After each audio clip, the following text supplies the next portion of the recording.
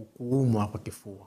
Kifua kwa mama wakati ule wa kinajaa, kinafura na anakuwa na homa. Kama nilivyosema, homa yake ni homa ambayo tunaweza ikubali kwa muda wa after 1 day. Within the first day hatuisema kwamba ni complication, lakini after 1 day one of the things could be maziwa. Maziwa yakijaa kama nilivyosema inakubalika maziwa yakijaa.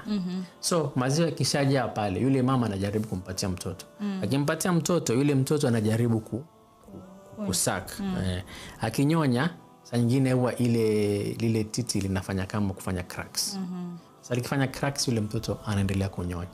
Sasa the source of infection hapa. So this is the weird part. The source of infection is the child. So the mother. Yes. So katika ule mdomo wa mtoto ndo kuna chembe ya ugonjwa ambao anampatia mama.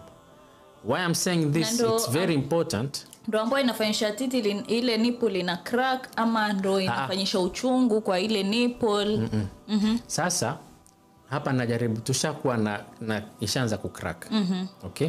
Ikisha kucrack, then yule mtoto yuanyonya. Sasa pale kumbuka kuna crack, kisha yule mtoto aleta infection yuaeka. Sasa pale kutoka kwa breast engorgement tunaingia katika mastitis. Unaona? Unaambia kwamba mama ako na mastitis. Sasa lile titi linakuwa not only the nipple ya kwa crack, lile titi pale linaanza kumu. Pia wala wazito magumu. So waambiwa dawa moja ya ile nini tumpatie mtoto anyonye. Why I'm saying this important kwa sababu gani? Kwa sababu dawa ya mastitis, one of them ni kunyonyesha mtoto. So ile titi lina infection. Je, kwa nini umpatie mtoto? Kulingana na yani ukifikiria utaona kwamba mimi nitampa mtoto titi ambayo linakuwa infection. Lakini the thing is si mama ambaye anampa mtoto ile ugonjwa, ni mtoto ndo anampa. Kwa hivyo yule mtoto tayari yako na hiyo staphylococcus katika mdomo wake. So hata ukimpatia mtoto hatodhurika wakati ukiwa unampatia. Hiyo ndio point najaribu kusema. Unaona?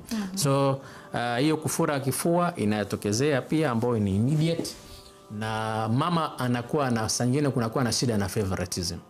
Mama anasema hunkika mkono huu anaumia, so afadhali mkono huu, ama akwambia mtoto apenda titi hili, hapendi titi hili. Mtoto hajui, ushaona, it's because of the comfort ambao unamweka. Unaona, akiweka hivi anaona hapa sipati shida sana, ile mimi napata shida, kwa hivyo mimi sitaki. So you have to find a way of making yani differentiating na kumfanya yule mtoto aweze kulizoea. So lile ziwa la mama, ikiwa mfano kutakuwa na ile engorgement ishatokezea, na baadaye ukasikia cracks, na ile cracks ukaona mimi hapa kila akijaribu kunyonya mimi nasikia uchungu zaidi. Kwa hivyo wafanyaje? Waliacha. Umnyonyeshi tena, umnyonyesha ile moja. So yale maziwa yako very rich. Ile ni nutrients nyingi sana. Kisha sasa kuna na infection. So inafanyaje?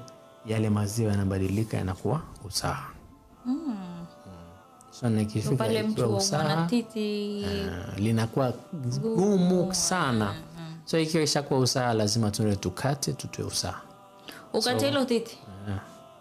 Subhanallah. Yes. So because of this, to avoid ni mama akishakuwa na ile mastitis immediately unamwambia mama endelea kunyonyesha mtoto hata kama inauma. So utampatia dawa ambayo ikiwa akishamaliza kunyonyesha anapaka kwenye ile. Hata ile maziwa ya mama, yale maziwa akishakamua kidogo apake kwenye ile nipple. Ile inasaidia katika kuheal katika zile cracks. Unaona? So na tunamencourage mama wakati akishamaliza, tuseme anaumwa sana, ile titi lazima azitoe maziwa yote ambayo yako pale ndani. So ataika ile breast pump, ajaribu pump maziwa yote ili asimlete madhara. Na kila kibaki pale inaleta shida. Unaona?